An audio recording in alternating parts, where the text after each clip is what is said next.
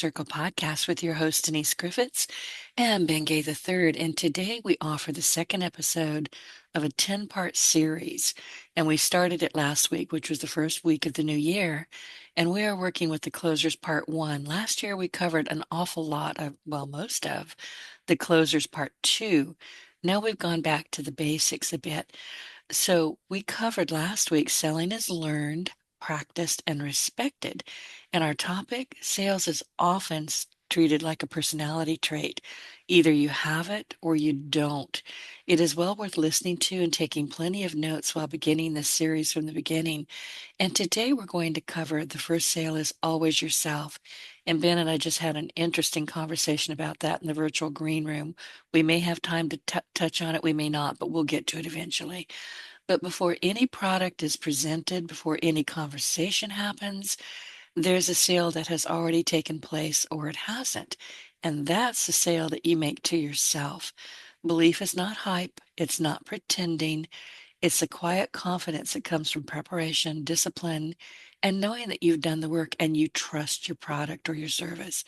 When belief is missing, hesitation shows up and people notice it and it gets expensive. So today we're talking about why confidence isn't something that you wait for, it's something that you earn.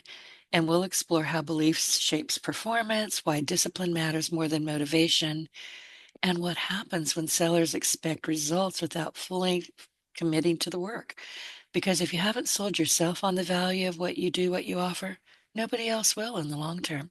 And by the way, go to the closers, parts one and part two at Ronzoni Books on eBay and join us each week as we break down timeless sales principles you can actually use. And today we are sponsored by my very dear friend and somebody I blame constantly for making me do more podcasts than I ever had thought of, and that is Devin Blaine. She is the founder and CEO of the Blaine Group. It's a Beverly Hills-based communications, marketing, and public relations firm that she launched in 1975. And for decades, she and her team have helped entrepreneurs, authors, and organizations strengthen their visibility, sharpen their message, and build credibility through strategic PR and marketing. And to understand why I blame her, years ago, she started sending me people that she represents, and they all had books, and I'm a reader. And all of a sudden, my normal Friday podcast was not sufficient. I had to add Monday. And then here comes Ben Gay. And now I do Wednesday. I talk an awful lot, and I don't even like talking. But here we are. So if you're ready to be seen, heard, and taken seriously, my friend Devin Blaine is someone you definitely want in your corner. Ben, it's your turn. You talk. Well, your introduction of the seminar of the session today was pretty much what I was going to say. So it's been very nice chatting with you. And Bye. See you next week. how does Devon spell her first name? Is it Devon. okay, just like it Yeah. sounds? Yeah, she's honestly one of my favorite people. Remember, I've always said I've had two favorite people in the world, and it was you and Jim Tunney, the dean of NFL referees, and he passed away. So now it's you and Devin, just so you know.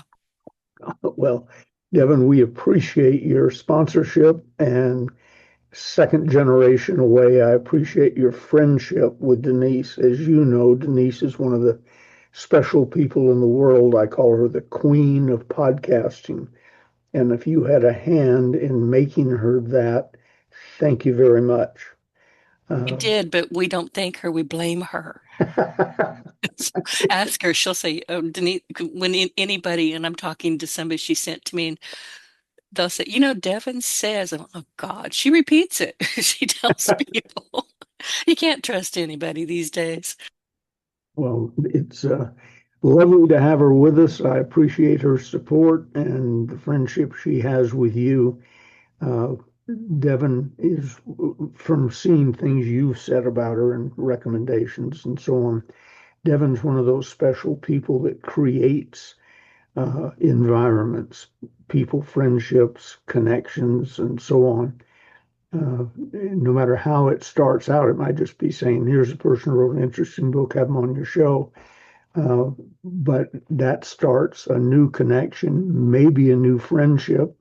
And I've been at it this long enough to know that that friendship might be 25, 30 years. I'll be gone, but you guys may still be talking to whoever she introduced you to yesterday, 20 or 30 years from now. I'm doing a book project with a good friend of mine, and I was trying to think back, where did I meet him? Where did I meet him? It was a very casual encounter at the coffee bar at a seminar I was doing. And, hi, how are you? And he seemed like a friendly guy, and we chatted a couple more times. And I'm guessing we're at 25 years now of close personal friendship. And it's people like Devin make those things possible. And they operate in a very special space in our in anybody's world, but especially in our world where contacts, connections, referrals are so important. And over time, they build a career. I think I've told you this, I haven't run a paid ad for any product or service or myself in over 30 years. I remember when I figured out it was 30, and that was quite some time ago. So, in over 30 years, because I've taken advantage of the contacts that that original work did. Somebody answered an ad, went to a seminar, perhaps. We met 25 years later. I'm talking about them. And so it's just crucial if you're a listener new to selling or just need a little refresher course, who you know. And I'm not talking about the importance of them, but who you know, they also know from 10 to 100 other people. And they're your link to those 10 to other 100 people times 10 to 100 people on each one of those people. You can get so busy with referrals and one-on-one contacts that you don't have time. People ask me for all the time. I get them on the internet. Why don't you run an ad here and do that? And I said, where would I be if I answer it at all? Generally, I just delete them. But Right. my attitude is, where would I fit in all this new business you're going to give me? We'll set you up with 5 new people a day. Wonderful.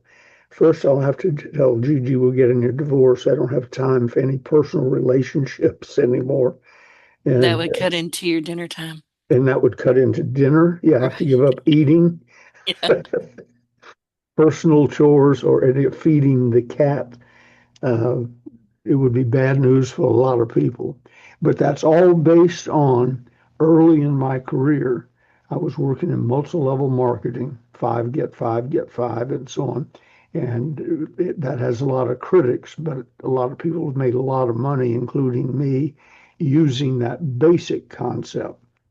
And so don't discount the Devin Blaines of the world and or any other contact.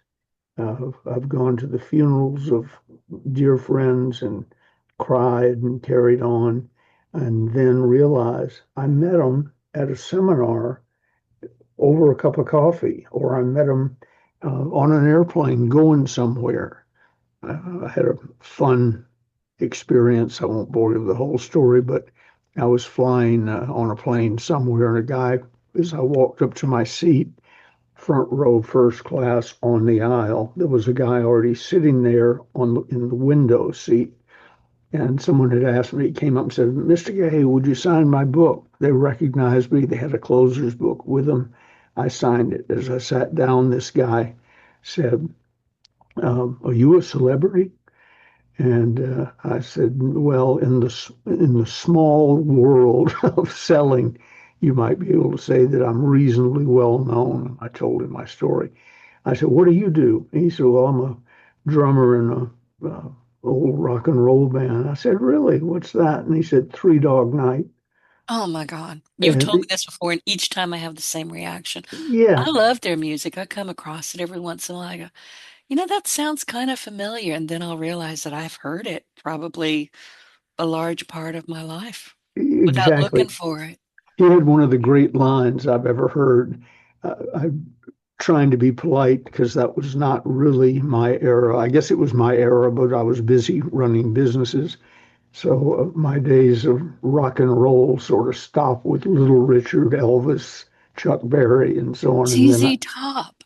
yeah, ZZ Top. You got to know about ZZ Top. And I've heard the name because it's unusual. I couldn't name a song though. oh, But anyway, I I'll asked him. educate you. By then, I found out Three Dog Night was sitting all around me. The whole band was there and some of their support staff. So I said to him in casual conversation, uh, once he explained to me who he was and Three Dog Night, and I sort of drew a blank. I'd heard the name, but he said Jeremiah was a bullfrog. I said, got it, got it. Yeah, so which led to me saying, do you, I probably know more of your old songs without knowing who was doing them than you might realize, but do you play any new stuff? And he said, of course. The audience has to go to the bathroom. Just cracked me up.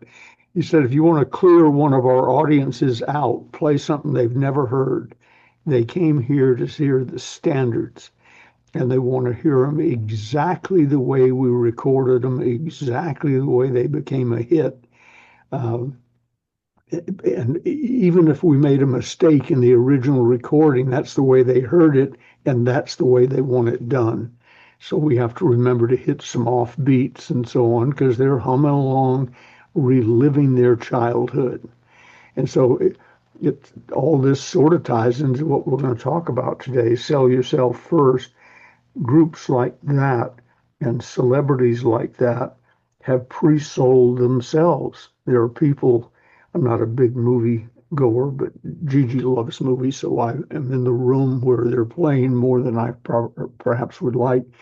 But the way for my head to come up is for somebody that I either knew or have watched or have met or whatever and have a positive reaction to them. And all of a sudden I put down whatever I'm reading and I pay attention to the movie because they're pre-sold to me. And there are very few people like that.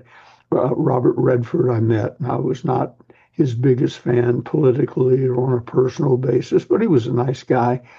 But I He will, sure was purty when he was younger. I'm sorry, what?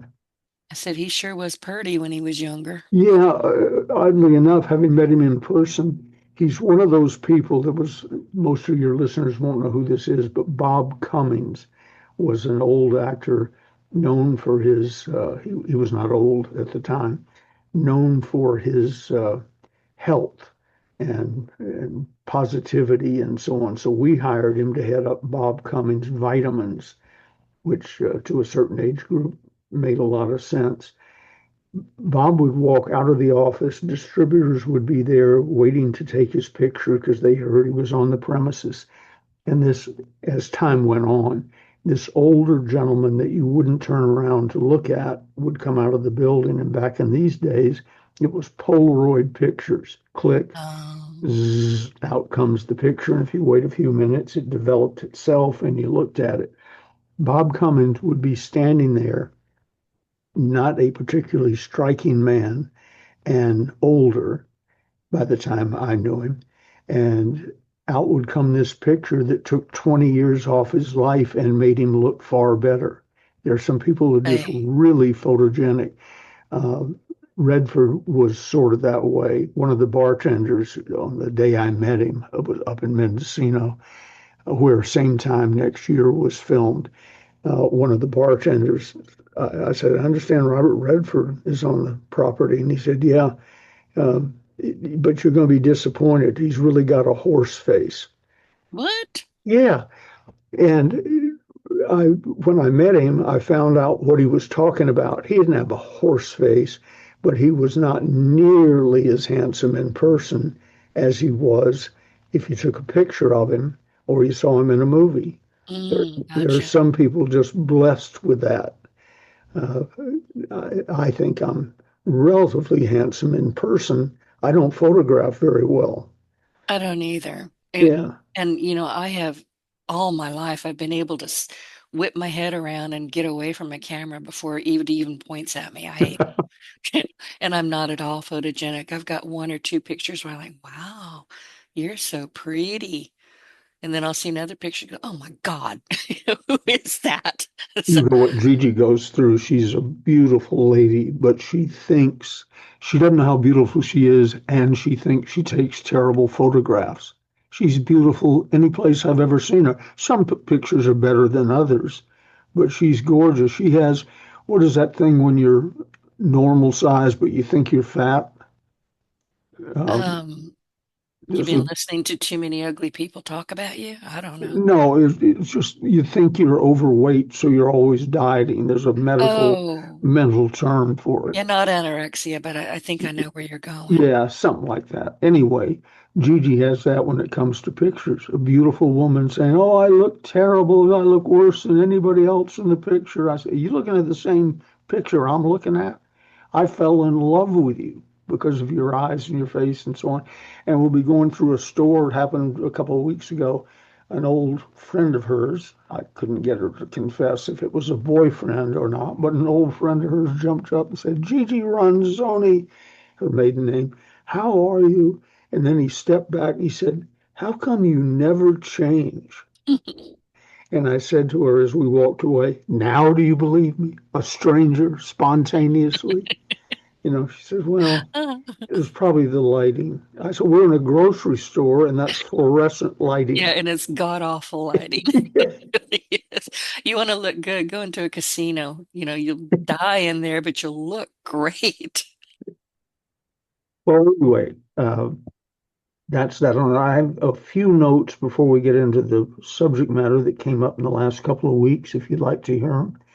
I will One, permit it. thank you very much. Oh, you're welcome. One of them came from you, and we've probably discussed it on the show. I'd never heard the term before. Then I looked it up and found I was one of the few on the planet who hadn't. God winks. Yeah, we've Uh, talked about that a lot. yeah, I love the God winks because it's reminded me to say a quick little prayer every time something good happens. And I'm grateful for my life and 99% of the things that's happened within it. Probably all things, because if this hadn't happened, that wouldn't have happened. Life is Right. like a kaleidoscope. If you move one piece of the broken glass in the lens, everything moves.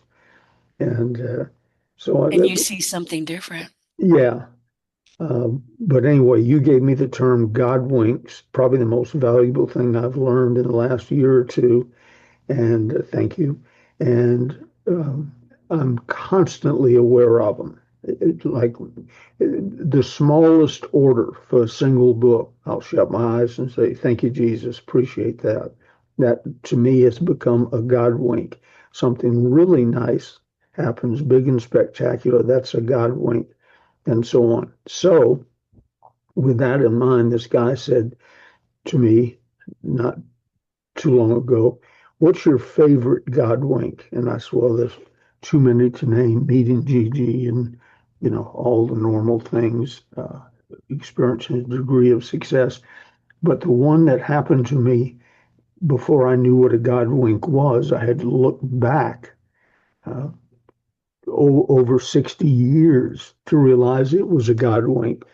In my early days, I was not religious anymore. You're growing up in the South and you go to social functions at the Baptist church or the Methodist church or whatever, but I wasn't a holy roller. I wasn't slain in the spirit. I went there to have chicken salad sandwiches and meet girls.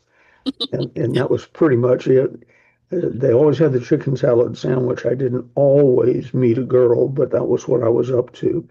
So uh, I sort of drifted into being an agnostic uh, or an atheist. I'm not sure if I ever got all the way to atheist, but I just didn't believe um, that shutting my eyes and talking to God about anything was going to change anything. So, and I got all the way down to make a wish over your birthday candles. That always seemed sort of stupid to me. And I didn't remember having anything happen as a result of that. So between birthday candles and praying in general, I have drifted a bit. So to prove it, to myself and anybody else who cared.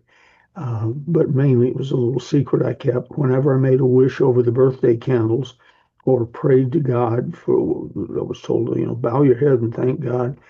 I always prayed for a violin. One, I didn't know anybody who had a violin. Two, I had no interest in playing a violin. So every time I prayed for one, I sort of thought to myself, yeah, take that. You know, if you're there, God, let's see the violin.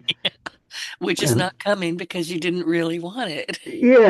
yeah, so that was my little trick on God. As they say, if you want to see if God has a sense of humor, tell him your plans. Well, my plans were to get a violin, but they weren't really my plans because I knew he couldn't do it and wouldn't do it and wouldn't be bothered. I'm Ben Gay the third. Ben Gay Senior was my grandfather. Junior was my father, and there's a fourth and so on. But um, my grandfather got ill, and Dad brought him to Atlanta, and he went into a sort of nursing home, combination nursing home, boarding home, where he'd still have his independent, but uh, we all sort of knew it was the end or nearing the end. And one day, Dad got a call, said, I'll be right there. Got in the car and went over because they called and said my grandfather was dying. And so Dad drove a few miles to be there, got there just in time. And as they're saying their final goodbyes, my grandfather says to Dad, I've saved this for young Ben all these years. Please give him this. And he hands him an old violin case. Oh, And in the old violin case is an old violin. And so when Dad came home, he says, I haven't the slightest idea. Dad's gone. But I don't have the slightest idea why he left you this, but it was the last thing he said to me, get this violin to young Ben.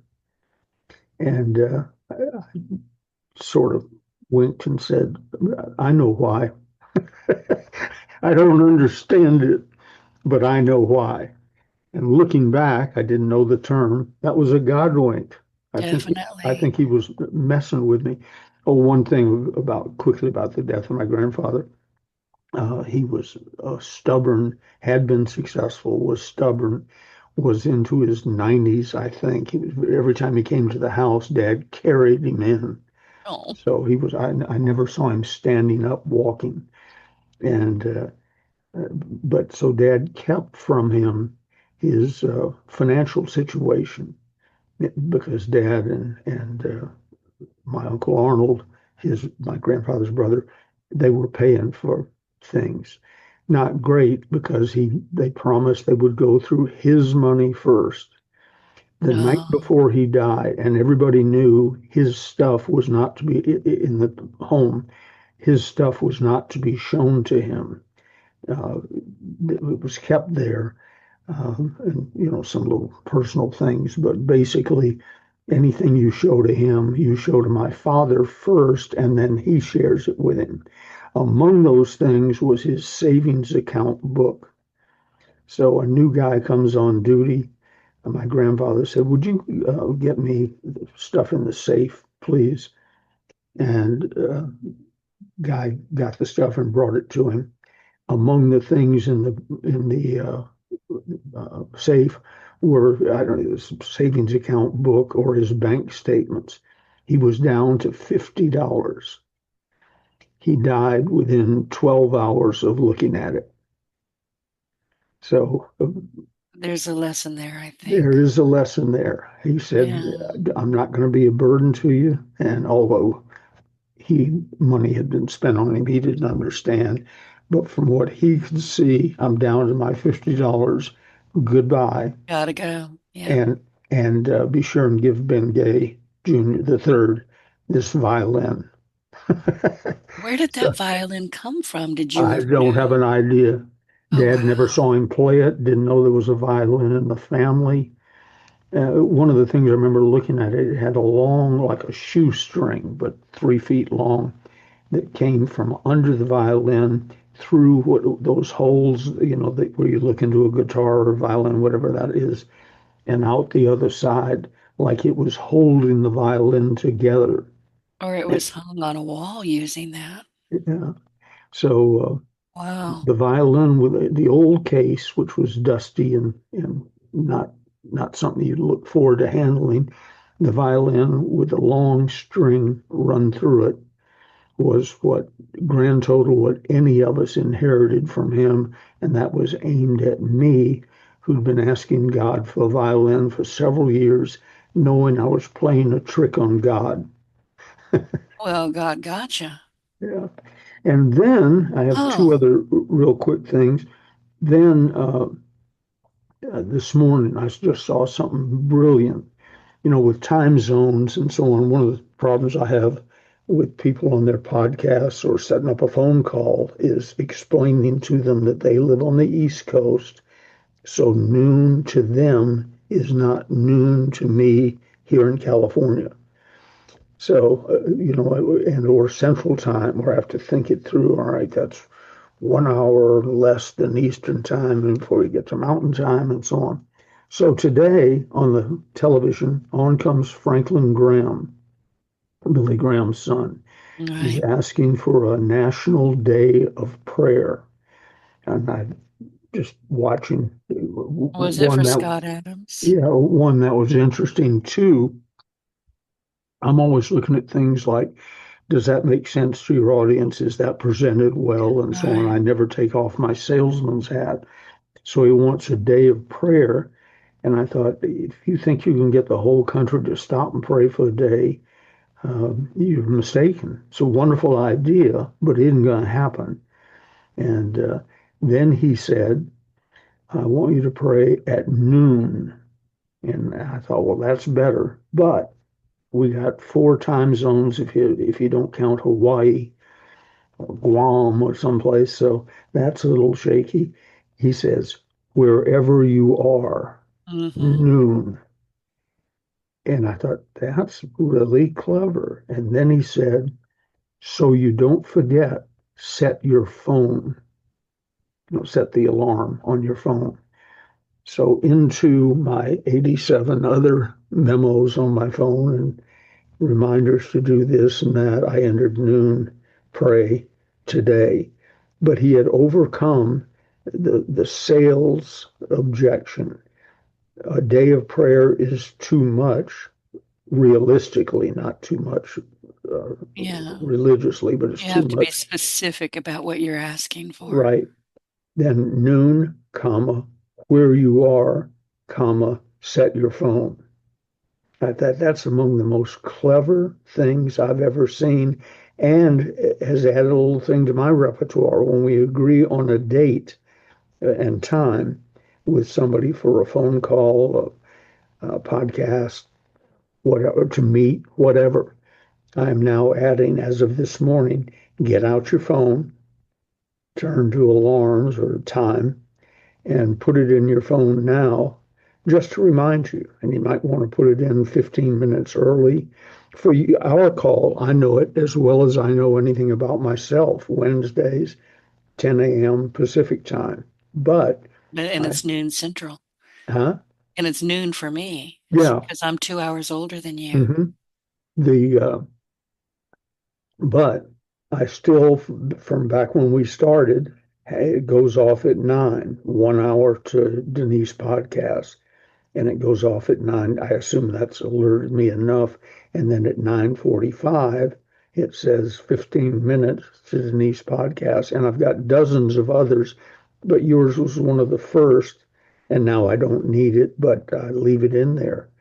So if you want a day of prayer, specify, or any other thing in business or a phone call or a podcast, specify a time. If it's nationwide, but you just want them to tune in once, make it noon wherever you are, then set your phone to make it happen. And so, Franklin Graham, I thank you. You taught me a great sales lesson today. I saw you overcome uh, what is a constant problem with everybody else. And the third note I had ties in with today's talk, and with something you and I have talked about. Today's talk being first sell yourself, which is crucial. People buy, at the risk of saying this for the 8,000th time, people buy from people they know, like, trust, and with whom they feel safe. Like it or not, that's who they buy from. Unless they have cancer and you have a cancer cure, then in which case they'll deal with you out of desperation, whether they like you or not. Short of that, people buy from people they know, like, trust, and with whom they feel safe. So you must sell yourself first. Now, for some of us, that's difficult. Some of us suffer from a thing called imposter syndrome. You and I were talking about that this morning, and I want you to talk a little bit about it now and really be open and honest because you and I have talked about it numerous times. You really suffer from it, like Gigi with bad pictures, for no reason in your special space, podcasting and dealing with other people and making them know, like, trust you, and feel safe with you. You don't have any peers. You're the queen. I call you, when I talk about you, the queen of podcasting. And yet you suffer, but that may be an exaggeration. I don't know how much It's you, not. It bothers the heck out of me. okay, with imposter syndrome. So Right. teach them what you suffer from and how you get over it. Well, And keep in mind, listeners, this has to do with selling yourself telling yourself. first, which is Exactly. hard to do if you're suffering from imposter syndrome. And what I did, Ben, and I was having a long conversation with you because I've been having some terrific conversations with large language models. I'm convinced I am one. I really am. I may not be entirely human, but I got, because I knew what we were talking about today. You have to trust yourself. You have to understand what your value proposition is. And I'm not sure I do. And what I did, I went to chat this morning and I said, okay, what about myself in my work am I underestimating and how do I fix it? And I thought, well, that's an open-ended question. Chat clobbered me. Absolutely clobbered me. And he said, oh, this is a great question. And honestly, the fact that you're even asking it tells me you probably are underestimating the exact things that make you rare. And I went, what? Rare? I had to think about that. But it says, and this is important too, you're underestimating how much trust you've earned with that podcast. You've been doing this a long time. That creates credibility that newer people simply cannot fake. And then it goes on and on and on. And, there's some other things. And then you're underestimating how much your process is the product. People think they're hiring me for a website, a podcast appearance, a sponsorship, a strategy, but what they're actually paying for. And I wrote this down too, your judgment plus sequencing plus standards. Hmm. I'll be darned. It's like Uncle Jack gets me. He really gets me. So I'll be working with this again tonight because I have to go through it and make sure I understand it. And number three, you're underestimating your ability to lead the room. And the reason that grabbed me, because I was telling you in the green room, I have a habit because I do three of these a week, Monday, Wednesday, your Wednesday, and Friday. And I always call my guest afterwards, unless they're just unavailable. They're jumping on a plane or they're in another country that I just will not dial to. And I'll say, because I'll say, listen, please go and leave me a review on my blog and on my on Apple. And I kind of joke around. I said, but it has to be glowing. And they just laugh. Within 2 or 3 hours, those reviews are up and they're always glowing. And Ben, I was telling you, I'll read those and I'll go, who the heck are they talking about? They're telling me things about me that I don't even recognize. And I've been willfully not recognizing them. So shame on me. Well, that's Gigi in her pictures. Yeah, well, Same thing. It's hard exactly. to, uh, having been in selling as long as I've been in it and so on, and you have to be positive and upbeat and so on. I've conquered a lot of mine. My imposter syndrome has degenerated into I'm here, I'm Ben Gay, and you're lucky, uh, which is sort of covering up for I still have imposter syndrome. Jason Williford is writing a book about me, and we're arguing about the title. But beneath arguing about the title, what I want it to be is um, Born to Sell. Ben Gay the Third, Born to Sell. He says that narrows the scope of what the book's about and so on to a small group. I said, well, there's 18 million salespeople in the United States alone. We could start selling books to them, and we'll argue a little bit about it. But what he probably, unless he's listening today, Jason, what he probably Hi, doesn't Jason. what he doesn't really realize is I've suffered a bit from I've written, I just started, agreed yesterday to what I think is a 36th book. I've said for years, I've written, co-written, ghost-written 35 plus books because I knew I could prove that. And now it's 36 plus because there are a few I've literally forgotten. But my attitude was, oh my God, he's going to write a biography. He's writing it. He's paying for it. I don't control it. I'll make suggestions as he shows me drafts, but I don't have absolute control over it, which makes me a little uneasy about anything. I prefer to control things when given a choice. What is he going to do? And then I started thinking things like, I'm not worthy of a book. I write Right. books, but not You've told me about this. me. I'm like, have you met you? Yeah, let's talk about this. But I'm not worthy of a book, or this isn't right. Or then he was showing things like my work at San Quentin State Prison. He digs around. This is a biography, not an autobiography. He digs around. If you'd asked me to describe what the warden of San Quentin prison, who made a large part of what I do now possible by approving my seminars there, what he looked like. His name was Red Nelson. I remember it just because it's an unusual name. I couldn't have told you whether he was short, tall, back, whatever. Couldn't have told you. Then I'm reading this draft, and there's a picture of Red Nelson on the main yard at San Quentin, which I have walked many, many times late at night, early in the morning, when there were 3,000 people out, or when I was the only one there. I know it as well as I know the computer desktop I'm looking at right now, and I haven't been at San Quentin in many years. And there's Red Nelson, and I'm going, oh, I know him. Well, of course I do. And there's the main yard.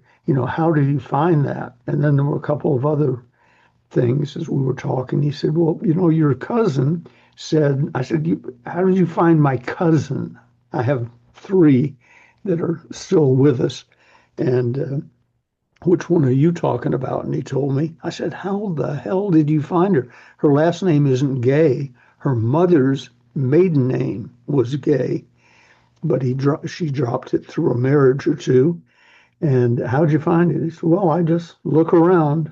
And now, talking about imposter syndrome, I'm thinking, oh my God, I got to make sure everything I told him was absolutely It's true with true, no exaggerations. right?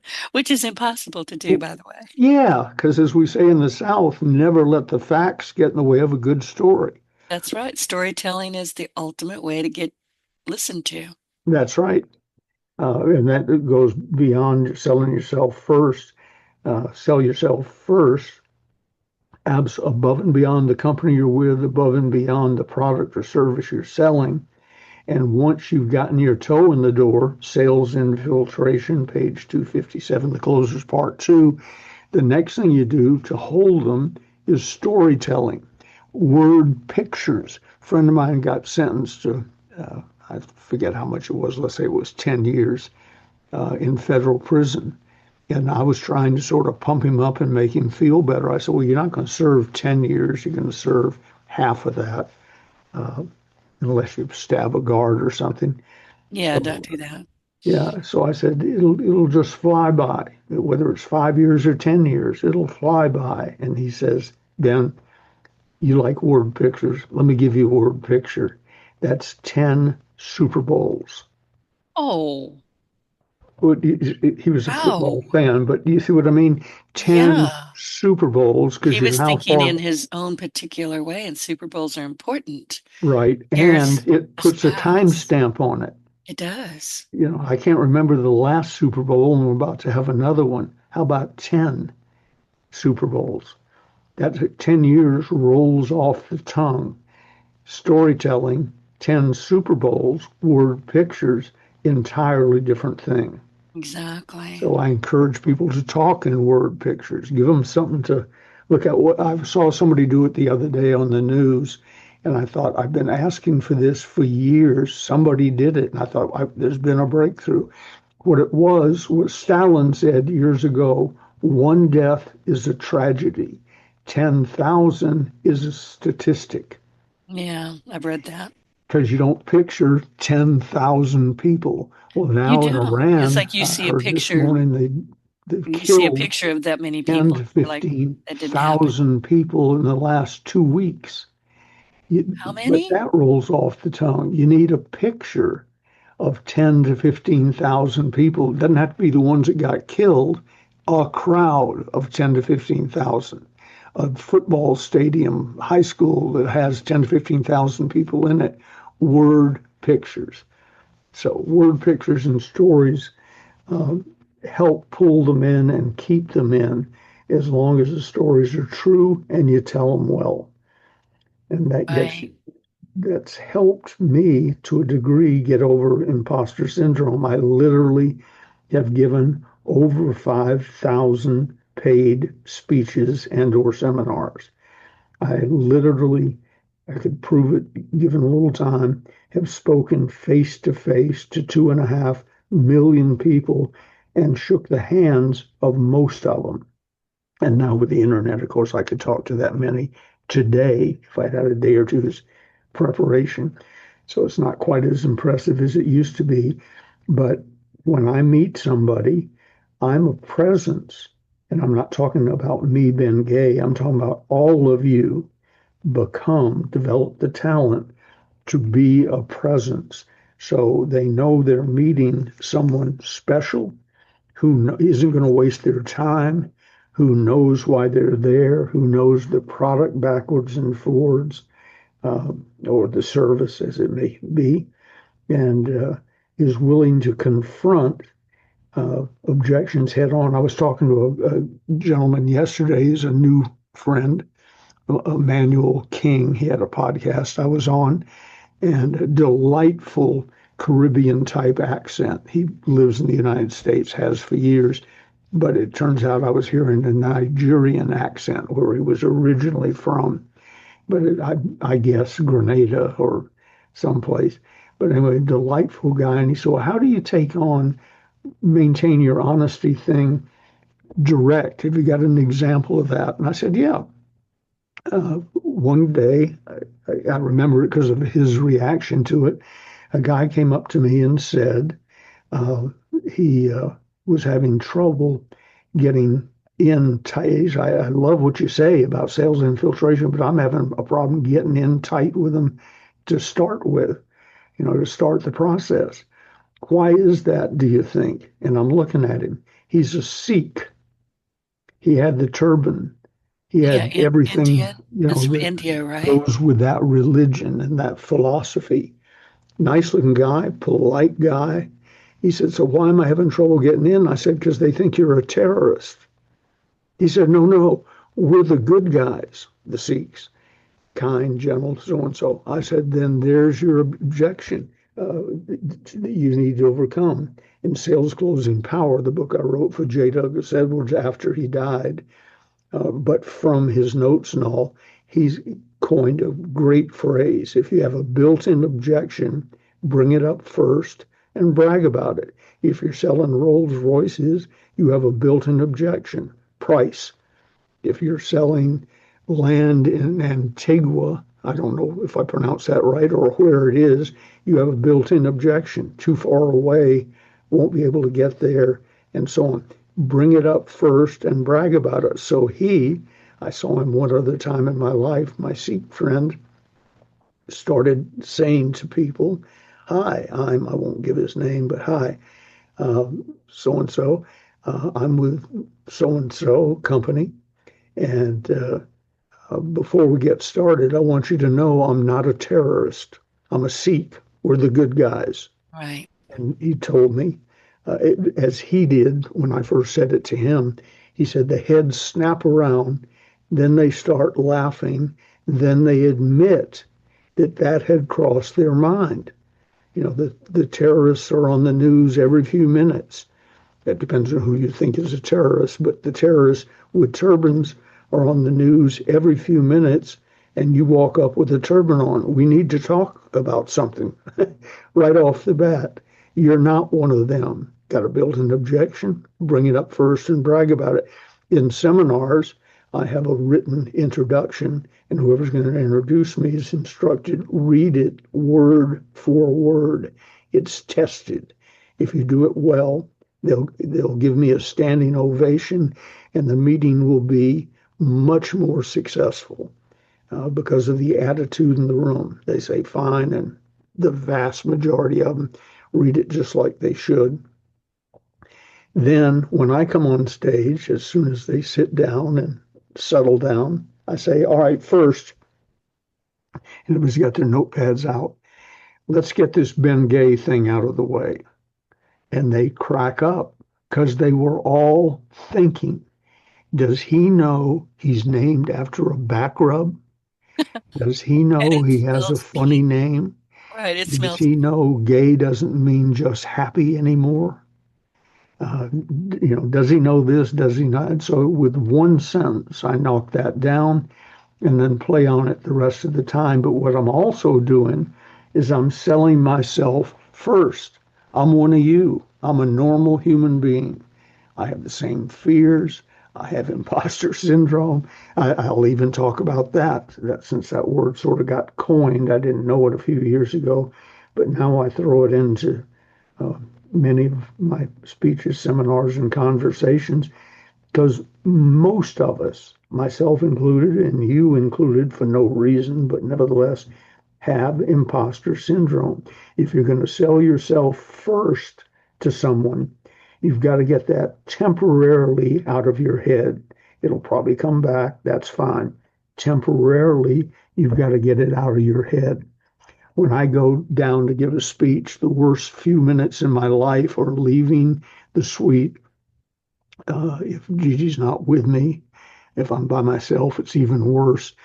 Leaving the suite and going downstairs to meet 500 or 5,000 or whatever it is, people I've never met before.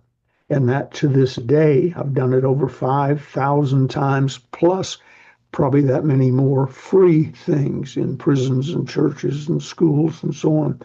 That's still my worst few minutes. And the way I get over it, I turn for just a few seconds into Ben Gay's Superman. I open the door like a Broadway actor making his or her first appearance on stage, ta-da!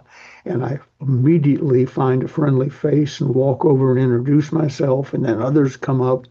And in just a minute or less, I'm an old friend of theirs, and I don't fear them, and they're not in awe of me. We've established a friendship, and I do that right off the bat because I have imposter syndrome. What if I walked in the door and someone said, Ben Gay, A, that's a funny name. B, I know about him. He's only a high school graduate, barely. Why are we supposed to give him a standing ovation? Why are we supposed to do this? Why are we supposed to feel this and so on? I want to break through that quickly for them, but I also want to break through it quickly for me because I am only a high school graduate. I'm little Ben Gay from East Lake Drive in Atlanta, Georgia, who has no credentials for what I've been doing for the last many, many years. So I need to brush it aside and get in that position mentally where I can sell me first. the company second, the product or service that I'm there to offer next. And then, and I'll wind this down for you, I'm conscious of the clock. And then I try and remember the basics. Somebody taught me years ago, and I'm ashamed to say I don't remember who it was. They'd have to remind. Maybe somebody will call in and say it was me who told you. But they broke down selling for me, which oversimplified was A, I'm me, Ben Gay. Two, this is what I'm offering. Three, here's what it will do for you. And four, here's what I want you to do now. That's called the close. But here's what I'm offering. Here's what it'll do for you. Here's what I want you to do now. So in a group situation or while trying to sell myself first, I break it down to the basics. They don't know me. Many of them were forced to be there. I can always tell who those were. They sit towards the rear of the room and have their arms crossed when I go on. They didn't want to be here. They wanted to be out making sales calls, or they didn't want to go to another dull meeting. So I've got to overcome all that in just a few seconds. And I've managed to learn how to do it.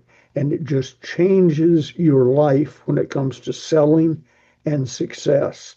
It's one of those uh, mental breakthroughs, a superpower that most other people don't have just because they're not aware of it. They're not aware that it's a problem.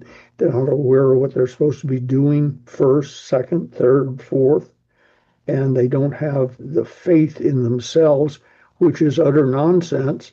Because unless you're lying, cheating, and stealing, if you're there representing a quality product that's competitively priced and they're qualified to buy it, you're doing them a favor. Understand that. And that might be sort of the umbrella to put over this. If you're doing your job properly with a great product or service, you're doing them a favor. You're solving a problem, either one they knew they had or one that you revealed they didn't know that they had. People say, well, it's not a problem if they didn't know it. No, that's not true, because what they may discover is the solution to cancer or increased sales or a better life or whatever. But you need to show them something that will make that happen.